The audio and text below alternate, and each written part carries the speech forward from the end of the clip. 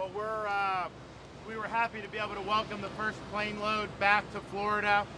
Had a few go to Orlando because we helped out when they were in a pinch, but this was the first big plane load. 270 people here. I think if you were watching, you saw a lot of families with young kids. So a lot of these people were in a real pinch. They had no help. They were not able to get out of Israel. And the state of Florida stepped up and answered the call. We're going to have more flights coming in.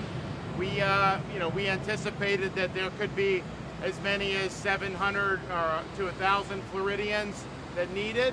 I don't know if it's going to necessarily be that much, but we'll probably end up bringing, pretty close to that much back over the next couple days. So this just shows when there's a need. We saw our folks needed help. We, of course, have a very close relationship between Florida and Israel. A lot of our folks travel back and forth, have family, friends, so we knew this was going to be a big issue for this state. They were not getting any help with the federal government. We stepped up and filled the void. Another thing we're also going to be willing to do is, evidently the feds are dumping people in places like Greece, but they don't want to go to Greece, they want to come to the United States. So we may be dropping planes on the way back from Israel, filling up the remainder if there's people that need help when they're left in Greece. So we want to be helpful. I think everybody there was, very relieved. They were telling me how the kids were just saying, the bombs are going off, rockets are going off, and they're like, we want to go to Florida, we want to go to Florida. Well, now they're in Florida. Governor, how many Floridians are on the flight? Do you know, sir? I don't know off the top of my head. I mean, I would say that it was not 100% because some people maybe had family in Florida, but they live elsewhere.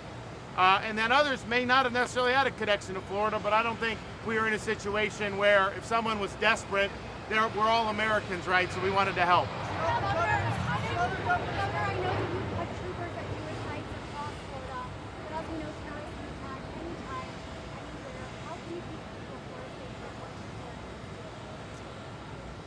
Well, look, I think one of the things we can do to keep the whole country safe is to stop having an open border. We've had 7 million people come illegally into this country since Biden took office. We don't know who these people are. We know they've come from over 100 different countries. They have come from Iran. They have come from Russia. They've come from China. They've come from the Middle East. And do you think that our enemies aren't going to exploit that border? So I think it's been a huge, huge security issue.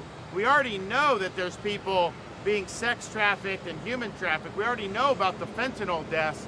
And I was saying even before this Israel attack that somebody that's come across that border is going to launch a terror attack at some point in this country. So we deployed resources. This is something we've always been sensitive to.